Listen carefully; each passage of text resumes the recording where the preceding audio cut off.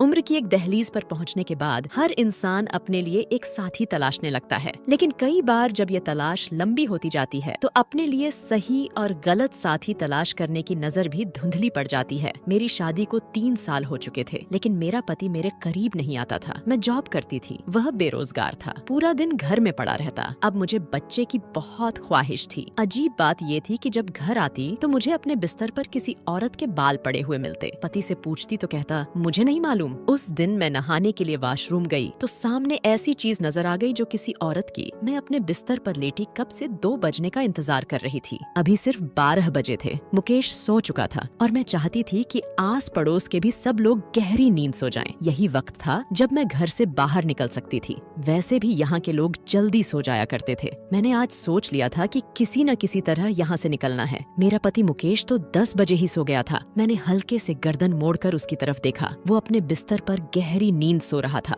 उसे इस तरह बेफिक्री से सोता देखकर मेरा दिल तड़प उठा था। जिस इंसान के लिए मैंने इतना बड़ा कदम उठाया था, उसे जरा भी परवाह न थी कि मुझ पर इस वक्त क्या बीत रही थी। मेरा दिल खून के आंसू रोता था जब मुकेश को इस तरह खुद से बेपरवाह देखा करती थी। न जाने किस बात की सजा दे रहा था वो मुझको, मगर आज मैं खामोश बैठने वाली नहीं थी। बस अब इस पल का इंतजार कर रही थी जो मुझे यहाँ से निकलना था। मैं बार बार वक्त देखे जा रही थी। जैसे ही घड़ी ने रात के 2 बजे का वक्त बताया, मैं उसी वक्त धीरे से उठ बैठी। मेरी नजरें अब भी मुकेश की तरफ थीं, कहीं वो किसी आहट से जाग न जाए। धीमे से मैंने अपने पैर जमीन पर रखे और चप्पल पहने बिना दबे पांव कमरे से निकल आई, वरना चप्पल की आवाज पर शायद वो जाग जाता। मेरा दिल जोरों से धड़कने लगा, हाथ पैर भी कांप रहे थे, मगर मुझे हर हाल में आज जाना था। मैंने कमरे से निकलकर पीछे मुड़कर देखा। मुकेश अब भी गहरी नींद में था। वह नींद में खर्राटे लिया करता था और कमरे से बाहर तक उसके खर्राटों की आवाज सुनाई दे रही थी। मैं बरामदा में आई और छोटे से लोहे के गेट को खोला। चारों तरफ नजर दौड़ाई। उस वक्त कोई नजर नहीं आ रहा था। पूरी गली सुनसान पड़ी थी।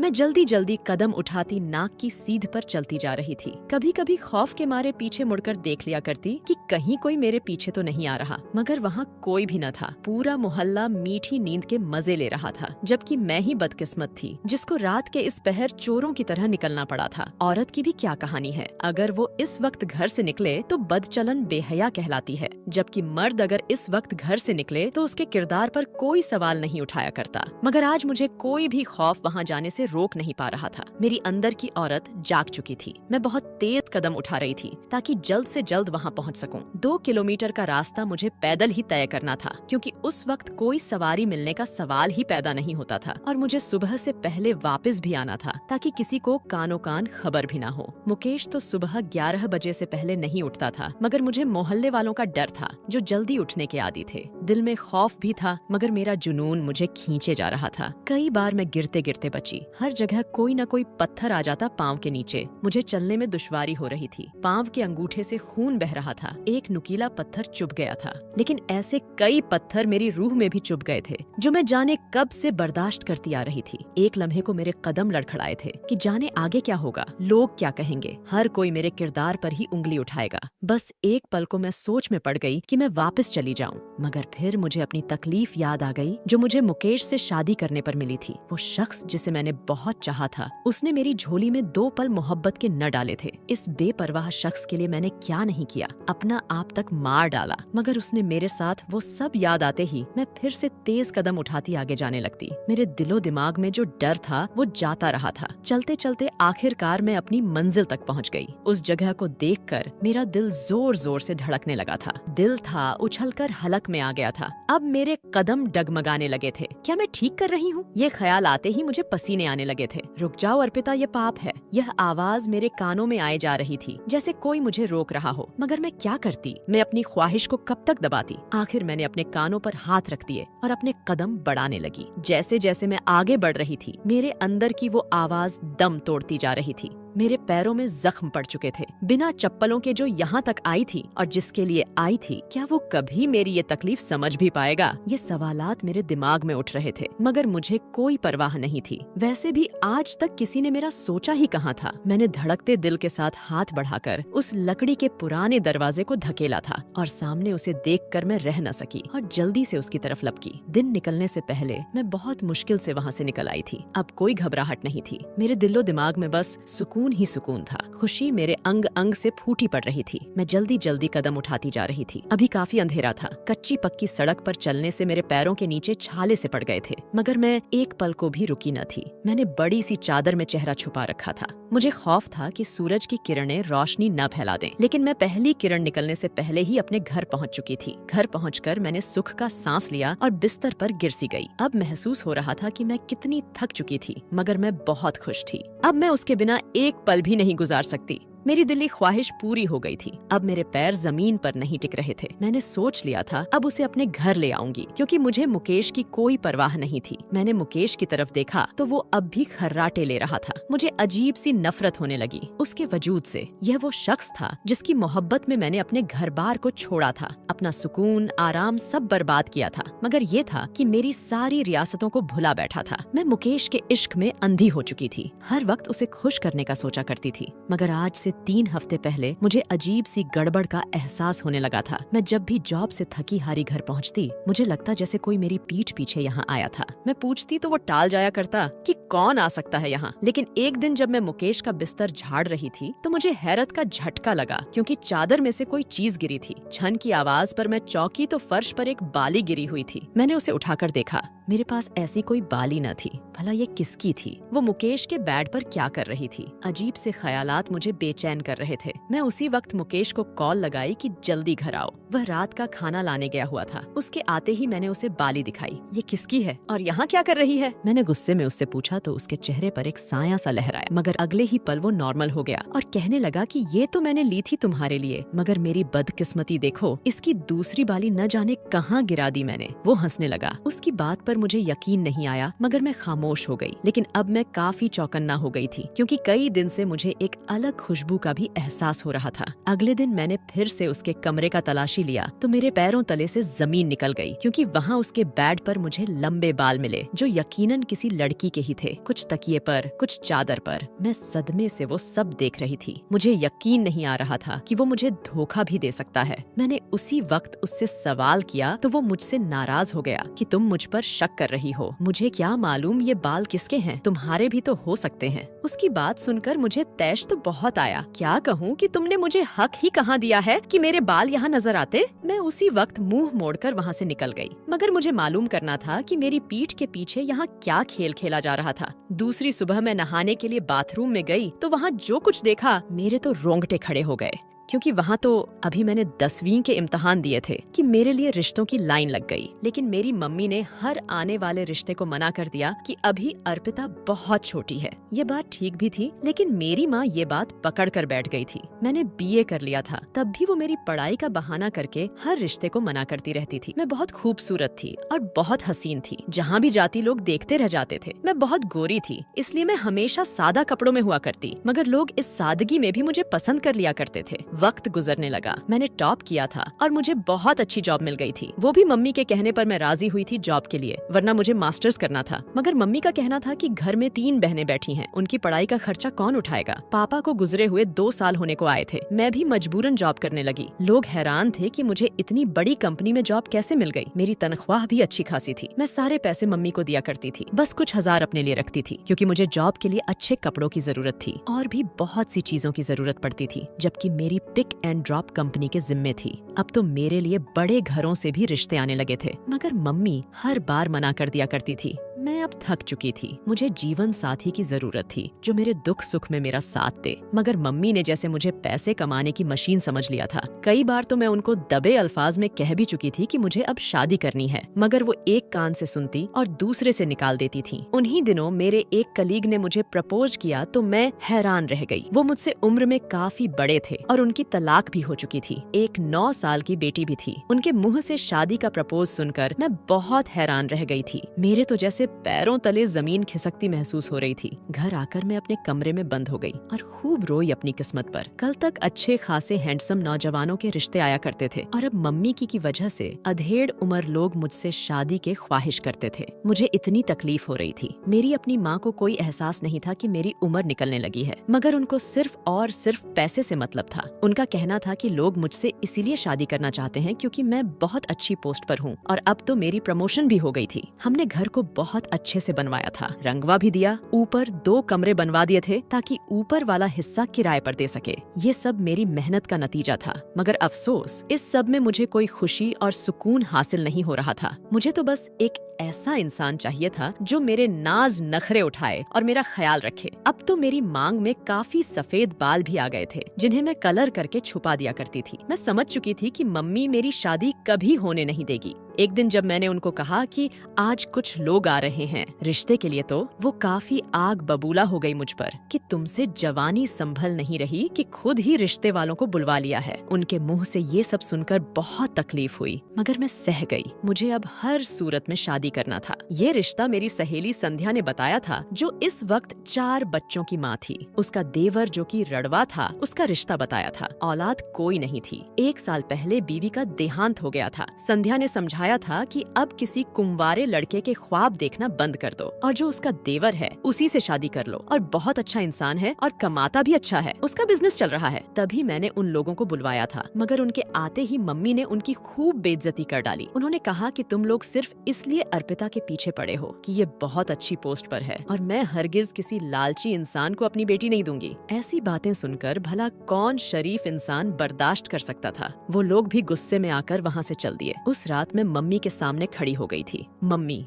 आपने इतना अच्छा रिश्ता ठुकरा दिया। अब देखिएगा, मैं खुद किसी से शादी कर लूंगी और आपका ये घर छोड़कर चली जाऊंगी। मेरी बातें सुनकर मम्मी रोने पीटने लगी कि कैसी बेहया लड़की है जो अपनी शादी के लिए मरी जा रही है। मगर मैं जैसे पत्थर की हो चुकी थी। उनका रोना धोना मुझ पे कोई असर नहीं कर रहा था। ऊपर वाले पोर्शन में एक लड़का आया था किराए पर। उसका नाम मुकेश था। वो उम्र में मुझसे काफी छोटा था, लेकिन आते जाते वो मुझको पसंदीदगी की नजर से देखा करता था। एक दिन मैंने उसको अकेले में बुलाकर पूछा कि क्या तुम मुझसे शादी करोगे? मेरे सवाल पर वो काफी बौखला गया था, मगर फिर बोला, आप मुझे पसंद है, मगर मेरे हालात ठीक नहीं चल रहे। जॉब नहीं लगती, इसलिए गुजारा मुश्किल है। आपको कोई सुख कैसे दूंगा? मैंने कहा कि मुझे किसी चीज की कमी नहीं, मैं जॉब करती हूँ और घर चला सकती हूँ। अगर तुम राजी हो तो हम आज ही शादी कर लेते हैं। मेरे कहने पर वो काफी हैरत में था, मगर फिर भी उसने शादी की हामी भर ली थी। हमने दूसरे दिन ही बिना किसी को बताए शादी कर लिए, और मैंने मुकेश से थोड़ा वक्त मांगा जब तक मैं किसी अच्छी जगह पर किराए पर घर का बंदोबस्त करती। लेकिन मुकेश ने खुद ही इसका बंदोबस्त कर दिया। मैंने अपना सामान पैक किया और मम्मी से कहा कि मुझे जॉब के सिलसिले में दूसरे शहर जाना पड़ रहा है। कुछ दिन के लिए मम्मी को कोई एतराज न था। मुझे सख्त अफसोस हुआ कि उन्होंने एक बार भी परेशानी का इजहार नहीं किया कि तुम अकेली कैसे जाओगी वगैरह वगैरह। उनको बस इत्मीनान था कि मुझे दूसरे शहर जाने के भी एक्स्ट्रा पैसे मिलेंगे। मैं जो पहले कुछ शर्मिंदा थी, अब वो शर्मिंदगी भी जाती रही थी कि मेरी माँ को कोई फर्क नहीं पड़ता था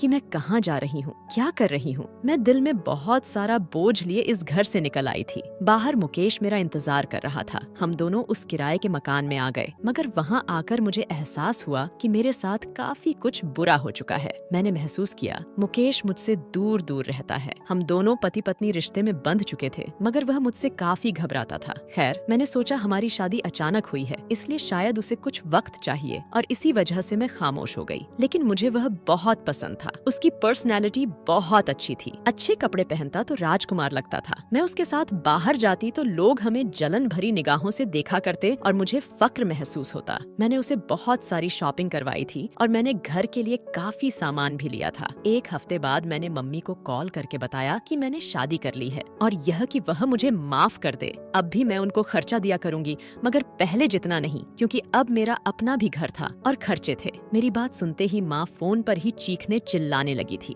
उन्होंने मुझे कई बद्दुआएं दे डाली। मैं खामोशी से दिल पर पत्थर रखकर सुनती रही। मुझे उनसे यही उम्मीद थी। मैंने अपने कलीग को भी अपने घर दावत पर बुलाया था ताकि सबको पता हो जाए। कुछ लोग मुझ पर तंज भी कर रहे थे कि अपने से काफी छोटे लड़के से शादी की थी, मगर मुझे किसी की परवाह न थी। मुकेश के पास कोई जॉब न थी, इसलिए वह घर पर ही बैठा रहता या फिर बाहर आवारागर्दी के लिए निकल जाया करता। मैंने काफी अरसा बर्दाश्त किया। फिर एक दिन मैंने उसे कहा कि आखिर कब तक वह इस तरह बैठा रहेगा। उस दिन वह मुझसे नाराज हो गया और मुझे कहा कि अगर मैं तुम पर बोझ हूँ तो मैं चला जाता हूँ। उसकी यह बात सुनकर मैं तो दंग रह गई थी। आज से पहले उसने कभी मुझसे इस तरह बात न की थी। मैं काफी देर तक बस वहीं खड़ी रही और वह बाहर निकल गया। वह मुझसे मोहब्बत नहीं करता था, मगर मेरी इज्जत बहुत करता था। हर वक्त मेरी जी हजूरी में लगा रहता था, यहाँ तक कि मुझे पानी के लिए भी उठने न देता था। उसकी यह बातें मुझे बहुत पसंद थी। मेरे सारे काम वह कर दिया करता था बिना कहे। लेकिन अब भी हम में बहुत दूरी थी और आज मुकेश के दूर जाने का सुनकर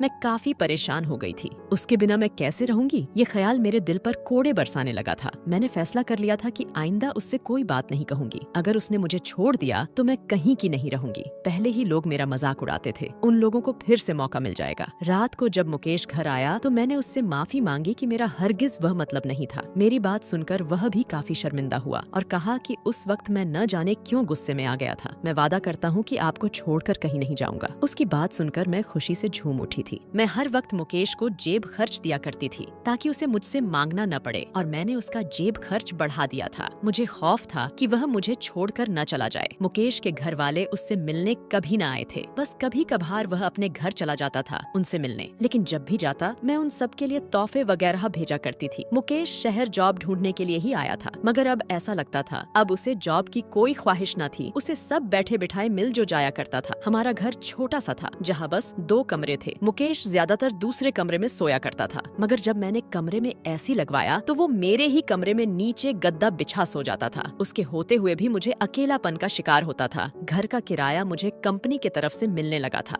अब मैं मम्मी के पास बहुत कम रकम भेज पाती थी। रोज कोई न कोई नया खर्चा निकल आता था। मम्मी से अब मेरी कोई बात नहीं होती थी। मैं बस उनके घर पैसे भेजवा दिया करती थी। मम्मी को मेरे घर का एड्रेस भी मालूम न था। वक्त गुजरने लगा और मेरी शादी को 3 साल हो गए थे। मैं मम्मी के साथ साथ मुकेश के लिए पैसा कमाने की मशीन बन चुकी थी। मेरे कलीग पूछती कि अब तक कोई खुशखबरी क्यों नहीं है। मैं घबरा जाती। अब उनको क्या बताती कि अब तक हम दोनों नाम के मियाँ बीवी थे। लोगों का मुंह तो बंद करवा दिया करती थी, लेकिन अब मेरे अंदर माँ बनने की ख्वाहिश ने जन्म ले लिया था। मुझे एहसास था कि मेरे पास बहुत कम वक्त है, फिर तो मैं माँ भी न बन सकती थी। मगर मैं क्या कर सकती थी, मेरे लब सिले हुए थे। मुकेश अपने गांव गया हुआ था अपने माँ बाप से मिलने। उसके बिना मुझे चैन नहीं आता था। घर खाने को दौड़ता था, लेकिन जब वह वापस आया तो काफी उलझा उलझा सा था। मैंने पूछा कि क्या बात है, तो वह बोला कि बस मम्मी की तबीयत कुछ ठीक नहीं है और वह मुझ पर जोर दे रही है कि मैं गांव वापस चला आऊं। उसकी बातें सुनकर मेरा दिल तो जैसे उछलकर हलक में आ गया था। मैं उसके बिना कैसे रहूंगी,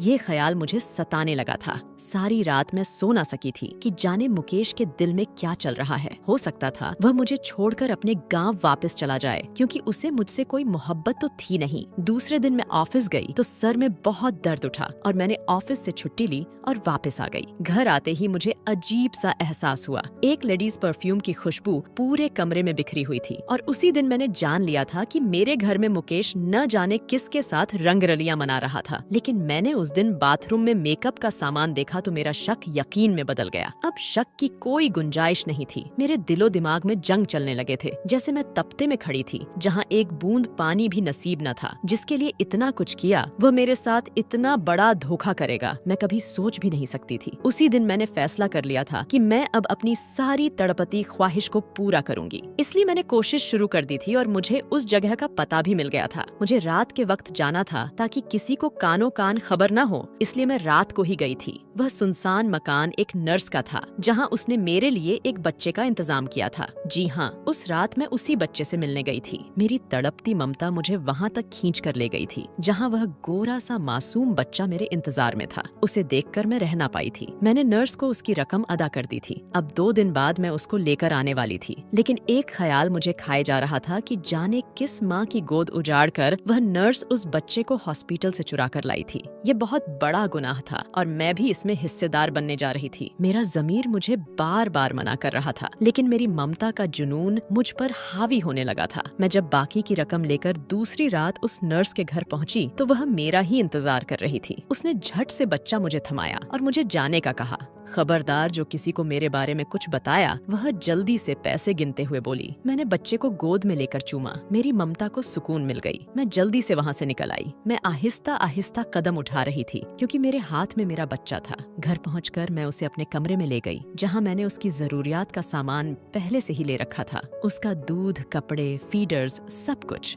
बच्चे की रोने की आवाज पर मुकेश की आंख खुल गई थी। वह जल्दी से मेरे कमरे में आ गया और हैरत से मुझे देखे जा रहा था। यह किसका बच्चा है अर्पिता? वह हैरत से पूछने लगा और मैं इत्मीनान से उसे बताने लगी कि यह मेरा बच्चा है, इसे मैंने गोद लिया है, यह मेरी जिंदगी है, मेरा घर है। अब मुझे तुम्हारी कोई भी जरूरत नहीं, क्योंकि तुम जैसे धोखेबाज इंसान के साथ रहना मुझे बिल्कुल गवारा नहीं, जो मेरे ही घर में अपनी दूसरी बीवी को लाकर रहता रहा है। उसका हैरत से मुंह खुल चुका था। ज्यादा सोचने की जरूरत नहीं, मैंने सब मालूम कर लिया है। पिछली बार जब तुम गांव गए तो वहाँ अपनी मम्मी के सहेली की बेटी से शादी रचा लिया था अपनी माँ के कहने पर, और यही नहीं, उसे मेरे घर में भी ले आए थे। पूरा हफ्ता वह इस घर में रही और मुझे कुछ खबर भी न हो सकी, क्योंकि मैं तो सुबह की जाती और शाम को थकी हुई वापस आया करती थी, और तुमने मुझे शाम की चाय में नींद की गोली भी देनी शुरू कर दी थी, ताकि मैं कुछ न देख सकूं, न सुनूं। वह हक्का बक्का सा खड़ा होकर मेरी बातें सुन रहा था। तुम्हारा कसूर नहीं मुकेश, सारा कसूर मेरा था। मुझे समझ लेना चाहिए था कि तुम मुझे अपनी एटीएम मशीन समझते हो। इसके अलावा मेरी कोई औकात नहीं है तुम्हारी नजर में, और अब तुम जा सकते हो। तुम्हारी बीवी तुम्हारा इंतजार कर रही होगी। मैंने उसे घर से दफा होने को कहा, और वह वहीं खड़ा काफी देर तक मुझसे माफी मांगता रहा, मगर मुझे कुछ नहीं सुनना था। मैंने उसे कहा कि सुबह होने से पहले अपना सामान बांध लें। मजबूरन वह थके हुए कदमों से अपने कमरे की तरफ चला गया। मैं अपने बेटे को दूध पिलाने लगी, मगर जाने क्यों वह बेचैन था। चुप हो नहीं हो रहा था। कुछ देर को सो जाता, फिर से रोने लगता। उसकी बेचैनी और तड़प मुझसे देखी नहीं जा रही थी। मुकेश जा चुका था और मैंने एक फैसला भी कर लिया था। जिस तरह मैंने मुकेश को जबरदस्ती अपनी जिंदगी में शामिल किया था और वह मेरा कभी ना हो सका था, उसी तरह यह बच्चा भी मैं जबरदस्ती अपनी जिंदगी में लाई थी। उसकी माँ कितना तड़प रही थी, यह ख्याल मुझे सुकून से जीने नहीं दे रहा था। तकरीबन 2 दिन बाद मैं उस बच्चे को उसके माँ बाप के पास ले गई, जो कि खबरों और सोशल मीडिया पर वायरल हो चुके थे कि उनका बच्चा अस्पताल से चोरी हो गया था। मैंने जब उस बच्चे को उसकी माँ की गोद में रखा तो जैसे उसकी माँ को नई जिंदगी मिल गई। वो मेरा इतना शुक्रिया अदा की जा रही थी कि मैं शर्मिंदा हो गई। मुझे दुआएं दिए जा रही थी और मैं खाली दामन लिए वहाँ से निकल आई। मुझे वापस मम्मी के पास जाना था। शायद उनकी ही बद्दुआ लगी थी मुझे। जैसे उनके घर पहुँची तो जैसे मम्मी के बीमार जिस्म में जान सी आ गई। वो काफी बीमार थी। मुझे देखते ही उन्होंने रो रो कर मुझसे माफी मांगी कि उन्होंने घर की जरूरियत की खातिर मेरा हक मारा। उन्हें खौफ था कि अगर मैंने शादी कर ली तो उनके घर का खर्च कैसे चलेगा। मैंने उनका हाथ थाम लिया और उनसे माफी मांगनी शुरू कर दी। कसूर मेरा भी था। मैं बहक गई थी। अपनी ख्वाहिश की खातिर विधवा माँ और बहनों को दुनिया के रहमो करम पर छोड़ दिया था। कुछ दिन बाद मुकेश ने मुझे तलाक भिजवा दी थी और मम्मी ने मेरी दोस्त के देवर को बुलावा भेज दिया था। बड़ी हैरत की बात थी कि वो अब तक मेरे इंतजार में बैठा था। मेरी दोस्त ने बताया था कि मैं उसे बहुत पसंद आ गई थी। जब से वो शादी से मना किया जा रहा था, हमारा शादी सादगी से हो गया था और अक्षय मेरा बहुत ख्याल रखते। मेरे नाज ऐसे उठाते जैसे उनकी पहली शादी हो। मैं उनके साथ बहुत खुश थी। अब मैं अपनी सारी तनख्वाह मम्मी को भिजवा दिया करती थी, क्योंकि अक्षय के पास किसी चीज की कमी न थी और शायद एक माँ को उसके बच्चे से मिलवाने के बदले भगवान ने मेरे घर भी उम्मीद की किरण जगाई थी। मैं प्रेग्नेंट थी। हम दोनों की खुशी का कोई ठिकाना ना था। डॉक्टर ने बेड रेस्ट करने का कहा था, क्योंकि मैं 40 की हो गई थी और इस उम्र में बहुत से खतरा हो सकते थे। मैं जितना शुक्रिया अदा करती कम था, क्योंकि मैं गुनाह करने से बच गई थी, वरना आज तड़पती माँ की बद्दुआएं भी मेरी जिंदगी में शामिल हो जाती। दोस्तों, उम्मीद करती हूँ आपको हमारी कहानी पसंद आई होगी। कहानी पसंद आई है तो वीडियो को लाइक करें, चैनल पर नए हैं तो चैनल को सब्सक्राइब करें और हाँ, नोटिफिकेशन को जरूर दबाएं ताकि अगली अपडेट सबसे पहले आपको मिले।